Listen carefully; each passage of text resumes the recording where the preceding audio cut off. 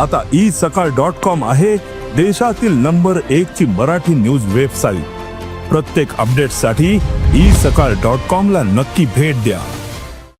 की time bound पद्धतीने SIT या ठिकाणी चौकशी करेल आणि पूर्ण या प्रकरणाचा छडा लावून सर्व मुलींना न्याय मिळेल।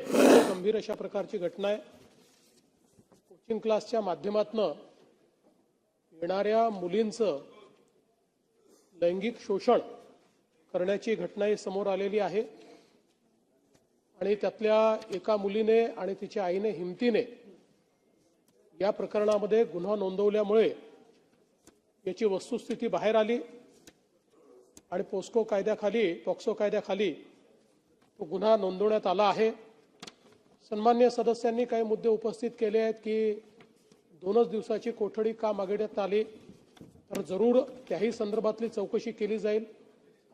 मोठ्या प्रमाणात बीडमध्ये या संदर्भातला रोष आहे, राज्यातही रोष आहे, कारण या प्रकरणाची व्यक्ती अधिकची असू शकते अशा प्रकारची शंका बोलली जाते। एक मुलगी हिमतीनं समोर आली, पण अशा अनेक किती मुलींसोबत त्या ठिकाणी असा व्यवहार झालेला आहे असंही प्रश्नचिन्ह निर्माण होत आहे। आणि म्हणूनच या संपूर्ण प्रकरणाची व्याप्ती बघत असताना आणि याच्यामधली संवेदनशीलता ही लक्षात घेऊन आपण असा निर्णय केलेला आहे की वरिष्ठ दर्जाच्या IPS महिला अधिकारी यांच्या अध्यक्षतेखाली एक SIT आम्ही तयार करू आणि या SITच्या माध्यमातून या संपूर्ण जी काही गुन्हा आहे त्या गुन्ह्याची चौकशी करू। याची व्याप्ती कुठपर्यंत आहे, कोणाचा वरदहस्त आहे का, कोणी याला राजकीय दृष्ट्या, सामाजिक दृष्ट्या, अजून कुठल्या दृष्ट्या वेगवेगळी वळणं देत आहे का, अशा प्रकारचाही त्याच्यामध्ये प्रयत्न आपला असेल।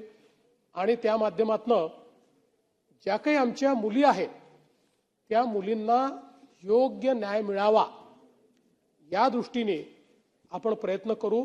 त्यामुळे मी सभागृहाला आणि माननीय सदस्यांना आश्वस्त करतो की टाइम बाउंड पद्धतीने SIT या ठिकाणी चौकशी करेल आणि पूर्ण या प्रकरणाचा छडा लावून सर्व मुलींना न्याय मिळेल आणि अशा प्रकारचे जे नराधम आहेत त्यांना कठोर शिक्षा मिळेल आणि त्यांना कोणी वाचवायचा प्रयत्न करेल तर त्यांनाही शिक्षा मिळेल अशा प्रकारची व्यवस्था केली जाईल।